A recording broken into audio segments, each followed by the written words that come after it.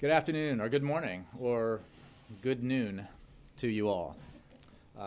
Thank you for being here. As you know, we had a long and eventful day yesterday, but it is great to be back with you. I have no announcements to make, so I will go straight to your questions. Josh. Thanks, Jay.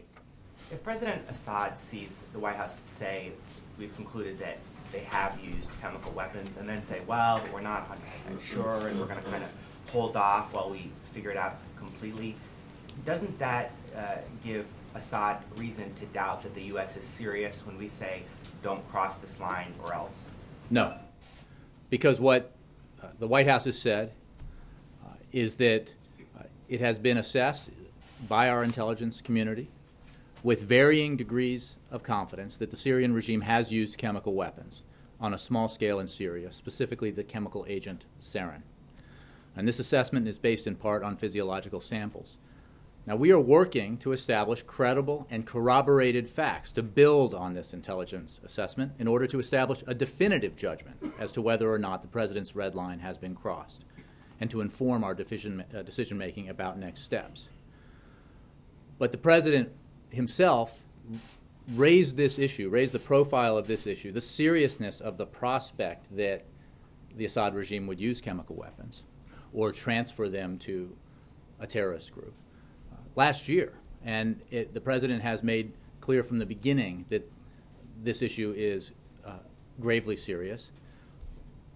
Now that we have a growing body of evidence that suggests that we can say with varying degrees of confidence that he has in a limited way, or that the regime has in a limited way, likely used weapons, we need to build on that. It is absolutely the correct thing to do to take the exceptional work that our intelligence community does and continue to build information and put together a credible set of facts that can be corroborated, that's based on firm evidence, that can be reviewed, and that is what we are endeavoring to do. We are, of course, very much supportive of a United Nations investigation into this. The President led, the United States led in calling for that investigation, and we continue to press for that investigation to proceed unhindered. We are also working independently and with our allies and with, most importantly, the Syrian opposition to assess credible reports of the use of chemical weapons and to build evidence to support the assessments that have been made thus far. And considering the seriousness of the implications, how much urgency do you feel to get to a definitive conclusion? If this investigation that you were just speaking about, for instance, were to run on for a number of months, is that something that President Obama would be comfortable with? The president wants the facts. And I'm not going to set a timeline because the facts need to be what drives this investigation, not a deadline. The situation in Syria is and has been grave. The Assad regime has the blood of its own people on its hands. There has been enormous loss of life and enormous disruption. And you have seen us, in a leadership role, significantly increase our aid to the Syrian people through humanitarian assistance, significantly step up our assistance to the opposition, including non-lethal assistance directly to the Syrian Military Council as part of the opposition. And that is in reaction to what we have seen in Syria. But it is, I think, instructive to look at the past for guidance when it comes to the need to be very serious about gathering all the facts, establishing chain of custody, linking evidence of the use of chemical weapons to specific incidents and actions taken by the regime. And that's, of course, what we will do, because that's the responsible thing to do. And on Tuesday from the podium, you said that the U.S. had, quote, not come to the conclusion that there had been one of these attacks. We've since learned that the White House, the administration, has known about this for a number of weeks. So how do you square those two statements? What I said, you're talking about conclusion versus varying degrees of confidence that weapons were used. I talked about conclusion in the context of crossing the red line, and what I'm saying today and what the White House said in the letters that were sent by the director of our Office of Legislative Affairs to 2 senators on Capitol Hill is that we are continuing to work to build on the assessments made by the intelligence community, that the confidence, the degrees of confidence here are varying, that this is not an airtight case. And that is entirely the responsible thing to do, as I think many observers of this with a little historical perspective have made clear in the last 24 hours. Yes? Jay, yesterday senior administration officials told reporters on a call that all options remain on the table, which I think you've said before today. Mm-hmm. What does that mean now in the context of these letters, and how far away would the United States be from making a decision regarding military force? Well, the second part of your question goes to timelines, and I'm not going to set any because we need to be about the business of assembling a credible set of facts, assembling the evidence, assembling corroborative information, and that is what we're doing, and we are pressing for a United Nations investigation into this as well. On the first part, all options remain on the table. The President has been clear about this. I have, as you noted, and that remains the case. I'm not going to speculate about what action we might take should we firmly establish that the red line has been crossed, but it is absolutely the case that all options remain on the table.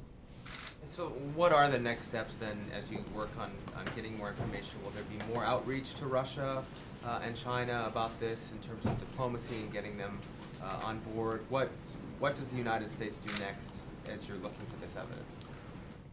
Well, we work with our allies who have been working on this issue. We work with the Syrian opposition, who have obviously been helpful and can be helpful in providing evidence of chemical weapons use. We work with the United Nations and press for a thorough United Nations investigation. We also continue to provide significant assistance to the opposition and to the Syrian people who have been displaced and are in need of humanitarian aid because of the violence in Syria. So it's a multifaceted approach that is obviously focused in one sense on this issue of chemical weapons use, but is also more broadly about our policy of helping the Syrian people rid themselves of the Assad regime and put themselves in a position for a better future. Okay, and on one other topic, what does the White House think of the FAA legislation, and when and will the President sign it? Well, obviously, it has to arrive here before he can sign it, so I don't have a timetable for that. Look, the President would sign this if it's passed, and it will be good news for America's traveling public if Congress spares them the unnecessary delays that we've seen that have resulted directly, as the Secretary of Transportation warned 2 months ago from this podium, would take place if the sequester were implemented. The furloughs were unavoidable, and you had a lot of Republicans in particular who insisted that flexibility existed that this administration and the FAA itself could implement, and we made clear that that's not what the law said. And as I said the other day, you had members of Congress who collectively wrote the law, voted for the law, but had not read the law. And what the action taken by Congress now, an act of Congress that is underway now to fix this specific and narrow problem with the FAA proves is that it requires Congress to act to deal with this. The problem is that this is just a Band-Aid solution. The funding associated with the furloughs at the FAA is, I think, $253 million. That's 1/2 of 1%. 1/2 of 1% of the sequester. And it would be a welcome development if members of Congress, if Republicans who celebrated the sequester as a political victory, a home run, a Tea Party victory, would show even a portion of the concern they showed about these real problems with flight delays for the families whose children have been kicked off of Head Start, for the seniors who have lost access to the Meals on Wheels program, for communities hard hit by the cuts, the across-the-board mindless cuts in our defense budget, communities that depend on defense industries and on military spending. We haven't seen that. It would be welcome if we did, because the point of the sequester was that it was mindless. It was written in a way never to become law, written by and agreed to by both parties, so that it would never become law because it would have these effects. It was designed to be terrible and onerous, and lo and behold, whether it was a tactical political victory for the Tea Party or not to embrace it, these effects are happening. Step back and look at the big picture, and you still see the CBO estimate of 750,000 jobs that would be lost if the sequester were to run its full course, the fully 0.5 percentage point of GDP that would be cut from our growth. Congress has the power, as it did in this narrow case. Congress has the power to do the responsible thing, work with the president towards a balanced deficit reduction plan that invests in our economy, helps it grow, eliminates the sequester entirely, replaces it with sensible deficit reduction, which was always the plan, and then we can move forward together as a nation. That remains within Congress's power to do, and that's why the president has been engaged with lawmakers of both parties in conversation about how we can find common ground and move forward on these specific budget issues. Okay. Yeah. How is it fair or right or just that these kids on Head Start get their cuts, that these cuts go into effect at the Defense Department, and it's tough luck? But when a bunch of business travelers start belly aching because their flights are delayed because of these furloughs at the FAA, that they get one of the fastest pieces of legislation to move through Washington in recent memory. Why doesn't the president take a stand against that? You could have thrown in members of Congress who need flights home also. But the fact is, the delays, Why doesn't the president stand against the that? delays are a problem for not just business travelers and members of Congress, but for many Americans, and that's a real negative consequence of the sequester. But your point is excellent, and we call on Congress to show as much concern for others who are being harmed by other Americans, hardworking, middle-class families who are being hurt by this, hardworking communities that depend on defense industries and should not have been dealt this blow of arbitrary cuts that cause furloughs and layoffs and job terminations because Congress decided, the Republicans decided, and they said it publicly. You know what? Everything we said about how terrible this sequester is going to be, never mind. It's a victory. It's a Tea Party victory. So why is the president making an exception then for the air travelers? The president believes it's good news to eliminate this problem. But as I've said, and he believes this is a Band-Aid covering a massive wound to the economy. This is $253 million out of an $80+ billion over 7-month problem. And Congress should do the responsible thing and stop dealing with these issues from crisis to crisis and simply engage in a discussion about how we can eliminate the sequester entirely through balanced deficit reduction. In the end, this is a choice between special interest tax breaks, closing loopholes in the tax code that the well-off and well-connected enjoy, but average Americans can't and don't, on the one hand, versus these harmful and unnecessary cuts on the other. And if they would move forward with the kind of balanced deficit reduction that was under discussion late last year, that includes revenue earned through tax reform, along the lines that Speaker Boehner openly talked about late last year, and couple that with tough choices and entitlement reforms that also produce savings, and we can get somewhere productive here for the economy and for the American middle class. And just to follow up on Syria, yesterday White House officials said on that conference call with reporters that there is a need to be careful, because look what happened with Iraq and the weapons of mass destruction that didn't exist in Iraq. But in Syria, you do have some evidence that chemical weapons were used on the people there. Isn't there a concern that you might be showing leniency when it comes to the use of weapons of mass destruction? Absolutely not. And the fact is that we do have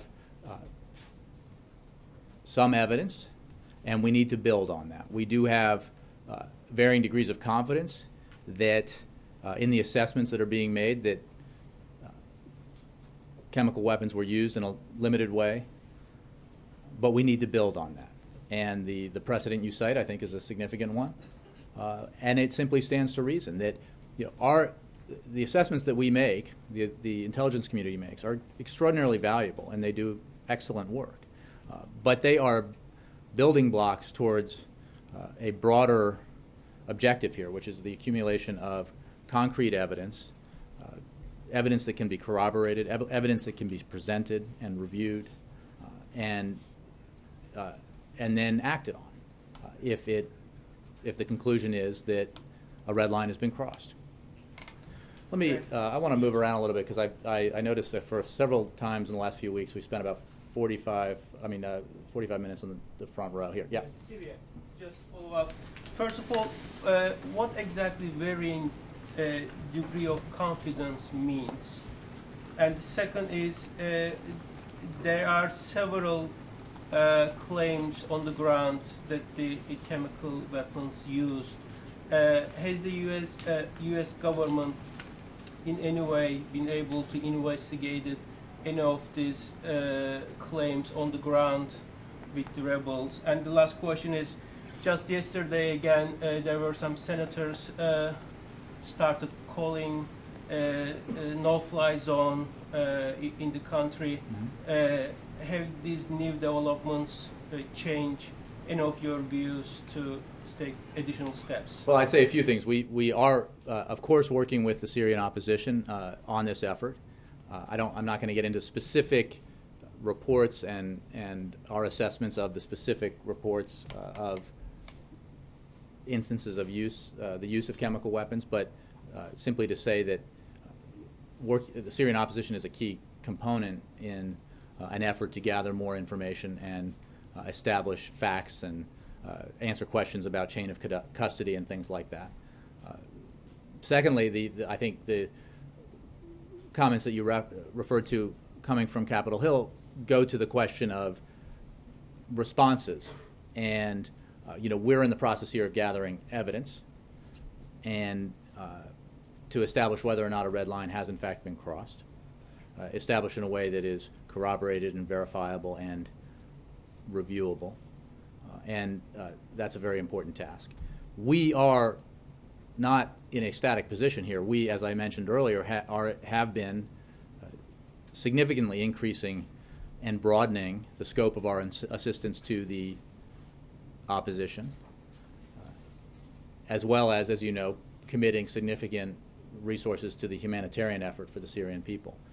And we are working both with the United Nations, but with friends and allies and partners who are concerned about the Syrian problem to help bring about a change there that allows the Syrian people a chance at a better future, a future that obviously has to exclude a tyrant who has been killing his own people now for 2 years. Ari. In the wake of the Texas and Boston explosions, some Democrats have been making an argument about the role of government, and the president hasn't. And I wonder if he believes that more regulations could prevent what happened in Texas, that more funding for first responders would make it easier to deal with things like what happened in Boston.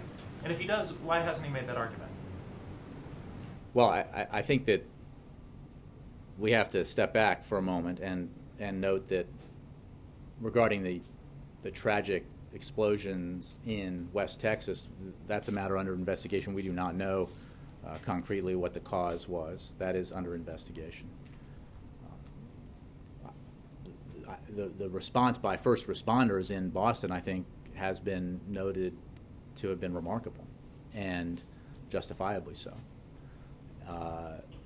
So I'm sure that a lot of evaluations, as is wholly appropriate, will be made as time passes about lessons we can learn in each instance. Obviously very distinct events, but in each instance, and that's the way it should work. But I don't think we're at the stage yet that your question suggests in terms of making those judgments. The President's focused on, as he was yesterday, grieving with the families of victims and of the fertilizer plant explosion.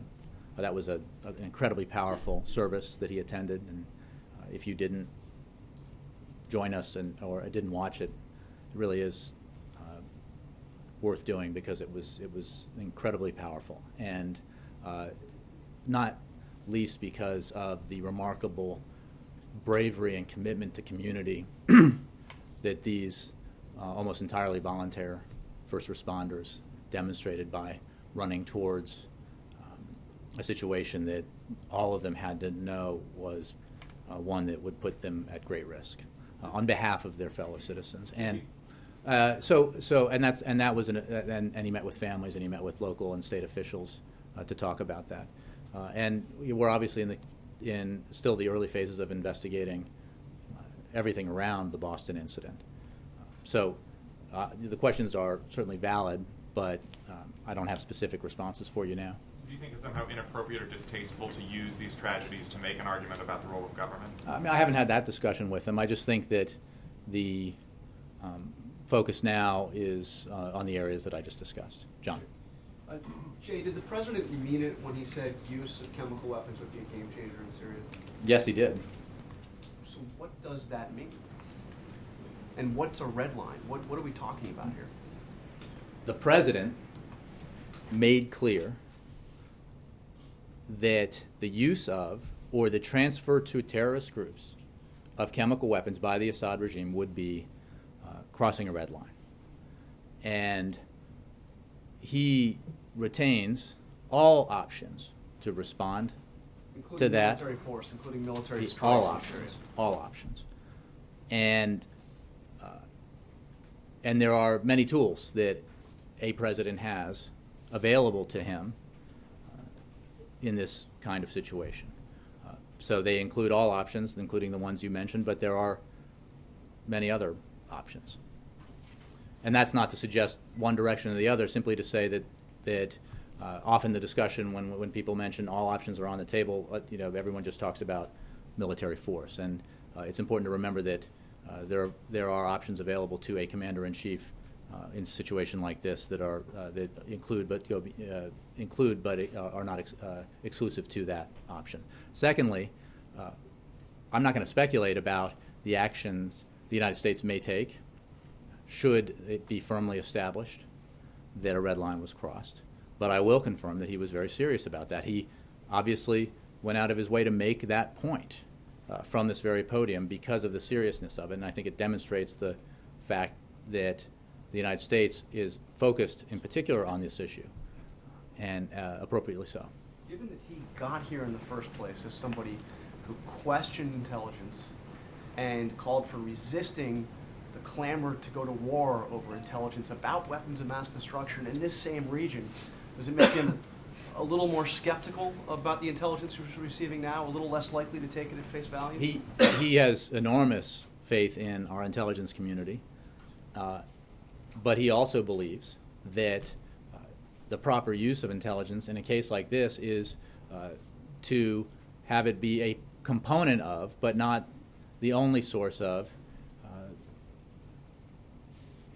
your decision-making process. It's not, as I was saying before, this is an important building block towards gathering the evidence that needs to be gathered in a situation like this.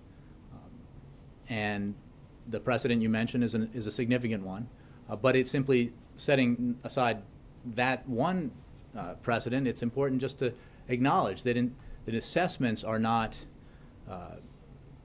they're based in part on facts, but they're not solely facts. They're the judgments of professionals. They are not in and of themselves policy decisions, and that is what presidents, a president makes the kinds of decisions that are made in this situation, and he or she makes them based on, should make them based on a broad array of information. Major. Continue that conversation. I know you believe, and you said the President believes that the red line is a reasonable standard and that factual evidence must be behind it to support it. I'd like you to address some concerns that the Syrian opposition has expressed and some in Congress have expressed that the volatility and the chaos of the civil war itself may make it practically impossible to obtain that kind of definitive proof, making the red line more rhetorical than practical. The fact is we have some evidence. That is what is reflected in the letter that was sent to 2 senators, reflected in the conversations that some of you had with government officials yesterday. And we have been able to gather some evidence that undergird the assessments that are being made. But we are not done with the process by any means. We are building on that, and we are able to not just press for a United Nations investigation, which is essential, but to work with our friends and allies and the Syrian opposition to procure, share, and evaluate additional information associated with reports of the use of chemical weapons so that we can establish the facts. So the answer to your question is the concerns that you've mentioned are real, but it is also the case that we are able to work with our friends and allies and the Syrian opposition to gather more facts to help establish a set of facts and evidence that can be corroborated, and that's what we're setting about to do. Will the President commit to, if in fact the red line is crossed, whatever happens will be done multilaterally, not unilaterally? I will not speculate about what action he might decide to take in the event that that assessment is made. That's too many steps forward. I will simply say that he won't commit will. To doing it in concert with allies? The United States may act unilaterally. Well, obviously, as a general principle, the United States retains the ability to act unilaterally as a general principle. But on this case, I'm not going to make a speculative judgment about what decision he might make should that assessment and that decision or conclusion be reached. Is the FAA legislation, now that the administration has endorsed it and looked at this process and seen it take some unexpected turns, a model for resolving other issues related to sequestration? No, because of the point. Time-only thing. I'm not going to attach a number, how many times you can do it, but the fact is it's a drop in the bucket. It's a Band-Aid over, I think it was kind of a gross metaphor, but a big wound. The fact is this is a small amount of funding compared to the overall sequester. It's $253 million. There was an ability, because of unobligated funds available, that could be transferred only through an act of Congress, not through administrative action, because it was not legal otherwise. And this is a one-off case, if you will. And the question points to the overall problem here, which is that the sequester itself cannot be finessed. It is having negative consequences around the country. You understand the practical governmental curiosity that people who are feeling the effects of sequestration might have.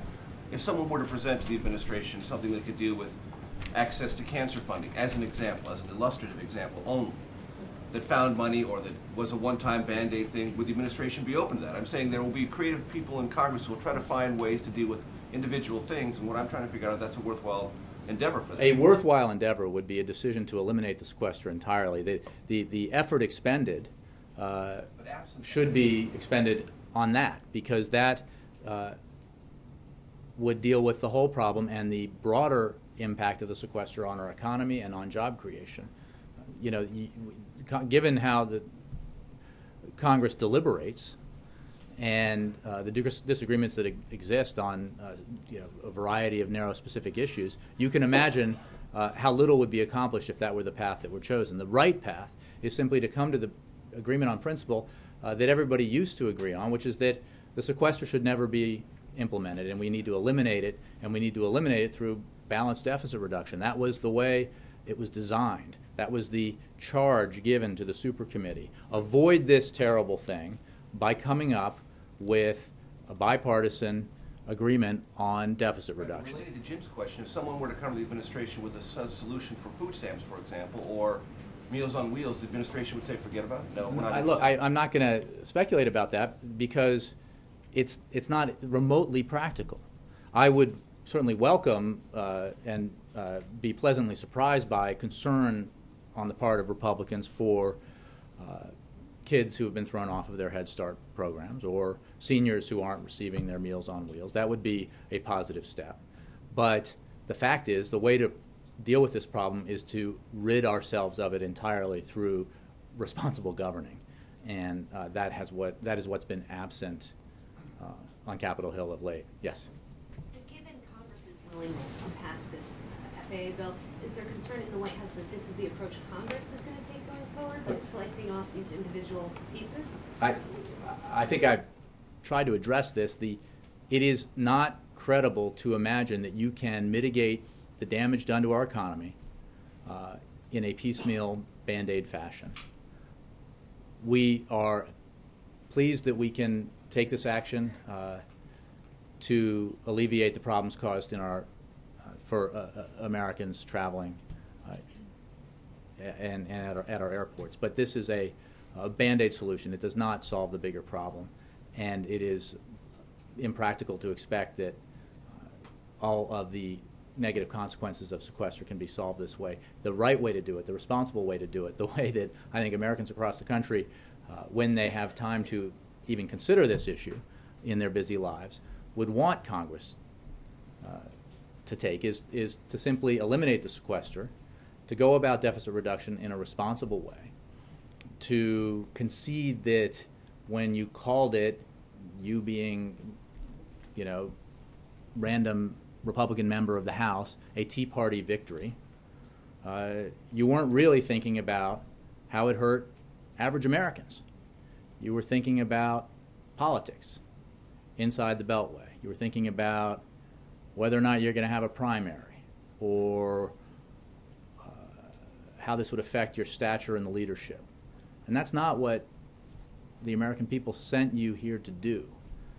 They sent you here to solve problems in a common sense way. And instead, by allowing the sequester to be implemented, Congress has caused problems for average Americans at airports, in the homes of middle-class folks who are struggling to get by, in military communities around the country. Congress has caused problems, made things worse unnecessarily by adopting a policy they themselves decried only a few months ago. Bill, sorry, go ahead. How soon after the president signs the bill will the controllers and the FAA be back up controllers be back at work? I would have to ask you to check with the FAA. I'm not sure how that process will work. Bill? At the risk of piling on, I think the problem that some of us are having is that aren't you contradicting yourselves and sending the wrong message by saying the sequester is bad, you got to address it across the board, but we'll sign this one bill carving out this one exception. And aren't you just inviting more exceptions? Bill, I appreciate the question, but there is no way for this practically to be done except in a broad action by Congress to eliminate the sequester. Why are you citing this bill? That's my question. Because this is causing unnecessary harm to travelers around the country, and this is a specific case where an act of Congress could take unobligated funds from one account and apply them, a relatively small amount compared to the size of the sequester, to address these furloughs. But it is exactly what I've been saying, a Band-Aid solution that does not solve the bigger problem. But don't you accept that somebody's going to come down the road tomorrow with another, it could be small business, it could be farmers, it could be, as Major said, cancer patients. Somebody else is going to come up with the same argument. Bill, they may. What I'm saying is that this is not the answer. We're very concerned about the effects that these furloughs would have on air travelers, so much so that the Secretary of Transportation came here 2 months ago and warned the American people about it.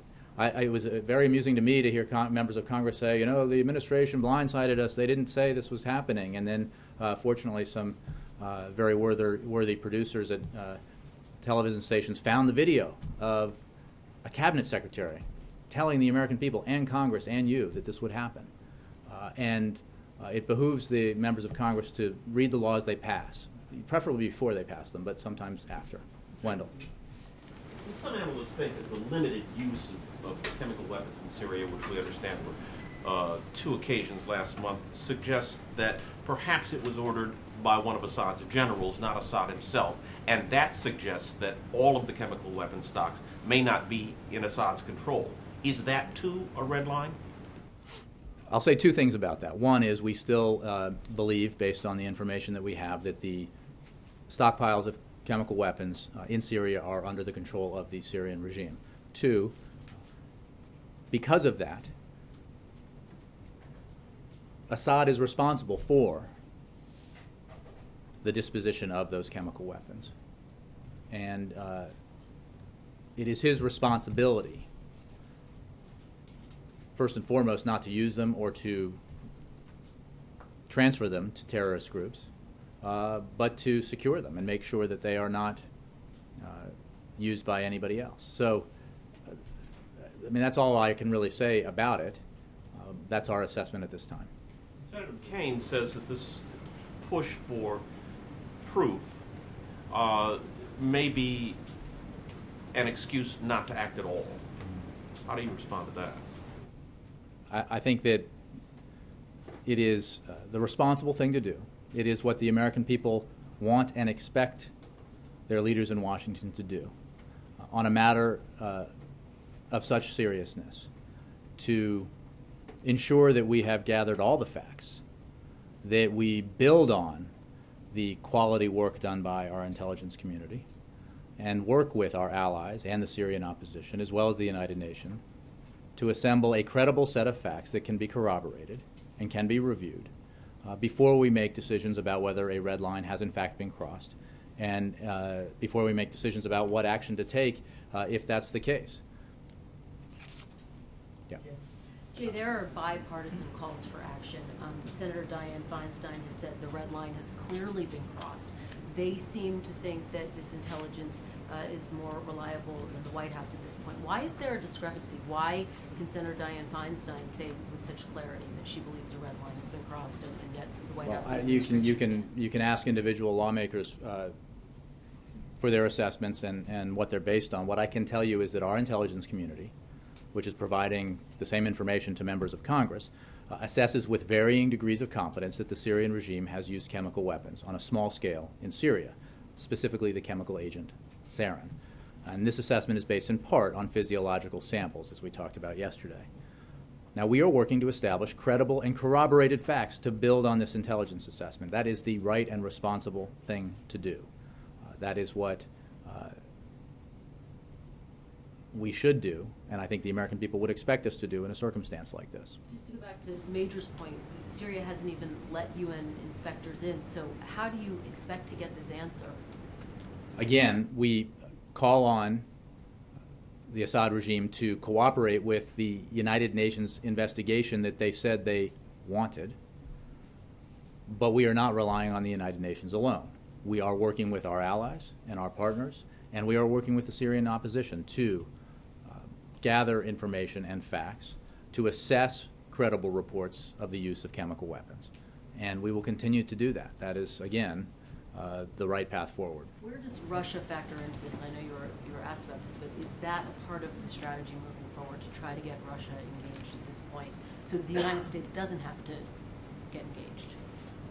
Well, we have made clear in the past about our disagreements with Russia on the matter here, and on Syria in general. There have been Security Council votes that reflect our profound disagreements with the Russians on this, but we continue to discuss with the Russians and others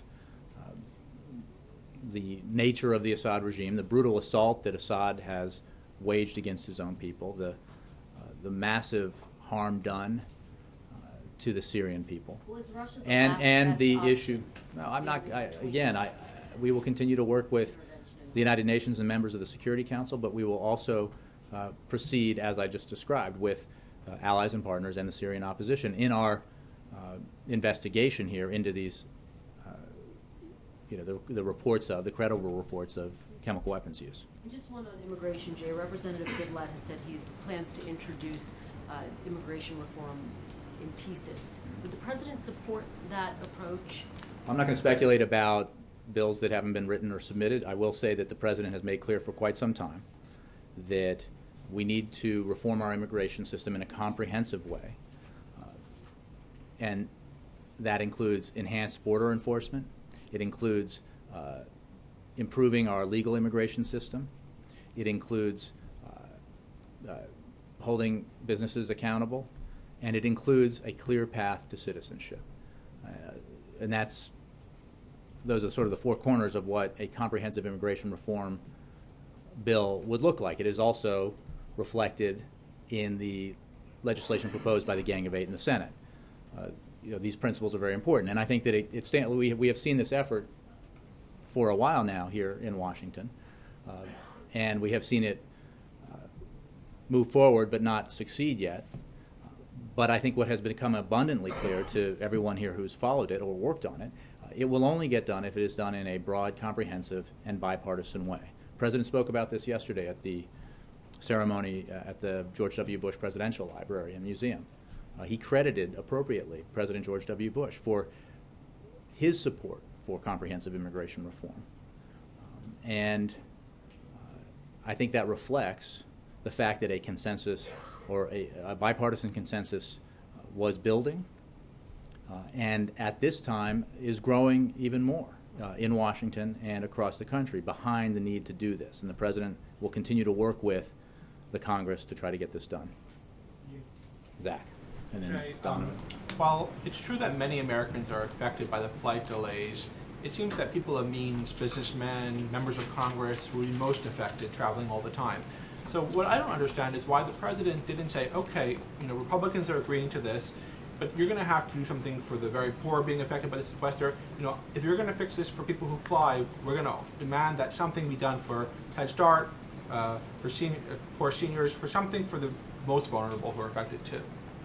The President does insist that Congress take action to eliminate the harm being done by the sequester. And the harm, so you're suggesting we should hold hostage American travelers to Congress's refusal to act. Or I want to know why you're not using that leverage. The fact is, Zach, we support an effort here underway in Congress to take care of this problem. And we are highlighting, as I am today, the fact that it is a Band-Aid solution that deals with 0.5%, not even, of the sequester, and that the responsible and right thing to do by Congress is to address the entire sequester and the harm that it's doing to families across the country and communities that depend on defense industries by eliminating it, by reversing themselves and their folly when they declared it the Republicans in this case, declared it a victory, a great thing for them politically and the Tea Party. I don't think Americans who have suffered under this, either because they've been laid off or furloughed, I don't feel that way, and I'm sure that families who have been dealing with the fact that their child is no longer in Head Start feel that way. I'm sure that Americans who have been delayed in airports for hours feel that way, unless they're just devoted Tea Party members. So even as they're sitting on the tarmac for 3 hours, they can say, well, this feels like victory. I doubt it. So the Congress needs to do something about it. They need to take action. Why not wait a week or two more and say to Congress, we're not going to sign this bill unless you do something that really protects the most vulnerable in society, and then we can deal with people who We're calling on Congress to do that. We're not going to we will sign. I think you're imagining leverage here, Zach, that is about political gamesmanship. We're about trying to getting things done here on behalf of the American people. Donovan. Thanks, Jay. Two quick questions on Syria following on.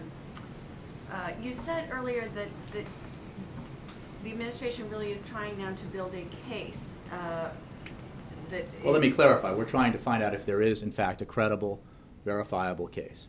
Right. And so who would that case be presented to? Well, you're taking me beyond where we are, speculating about what the next steps would be. Most importantly, we have to take the evidence that we have and the varying degrees of confidence that we have about the assessment that chemical weapons have been used and build on that. And that's what we're going to do. And that's what we're going to do, not just alone, but working with our allies and partners in the Syrian opposition. And as we, in concert with that action, work to press the United Nations investigation forward.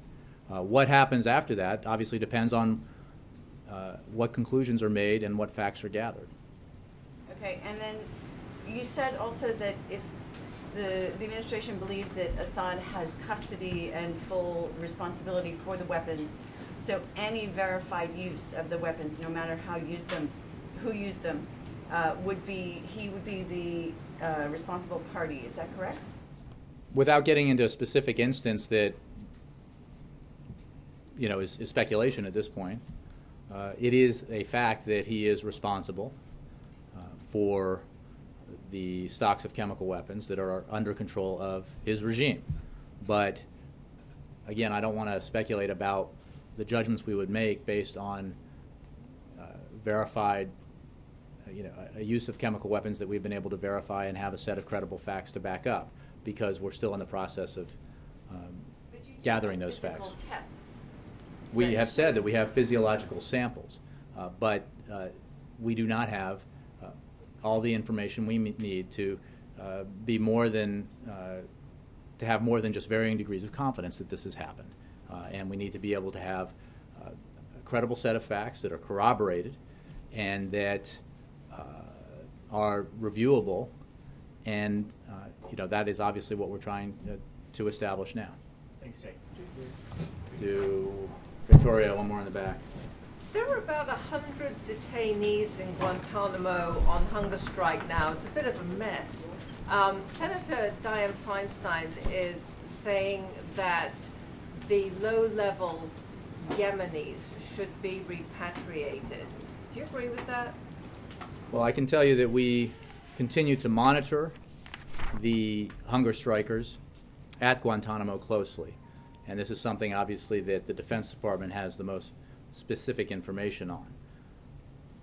Here at the White House, the President remains committed to closing the detention facility at Guantanamo Bay. Some progress has been made under this administration and under the previous administration. However, Congress has enacted and renewed legislation in order to foreclose our ability to close the detention facility.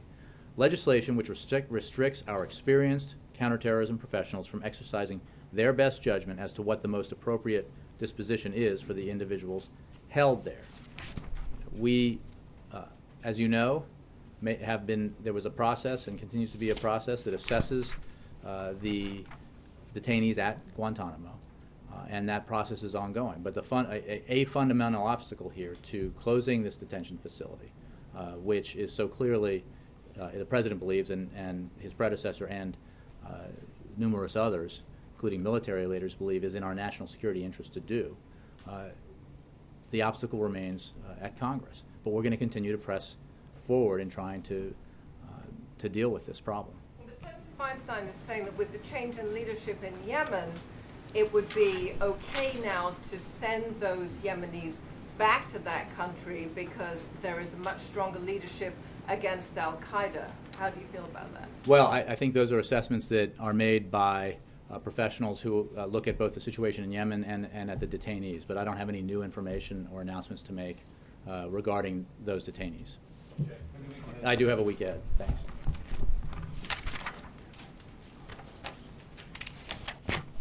The schedule for the week of April 29th, 2013 is as follows. On Monday, the President will deliver remarks at the National Academy of Sciences 150th anniversary. On Tuesday, as part of the Joining Forces initiative, President Obama, Vice President Biden, First Lady Michelle Obama, and Dr. Jill Biden will make a significant employment announcement for veterans and military spouses. This event will take place here at the White House. On Wednesday, the President will attend meetings at the White House.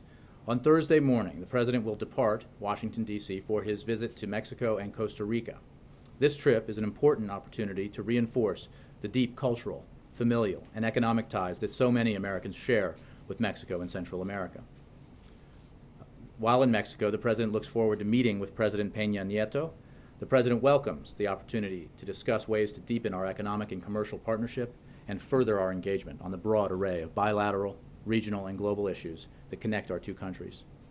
On Friday afternoon, the President will depart Mexico for Costa Rica. While in Costa Rica, the President looks forward to the opportunity to meet with President Chinchilla, as well as heads of state of the other Central American countries and the Dominican Republic, whom the President has graciously offered to host.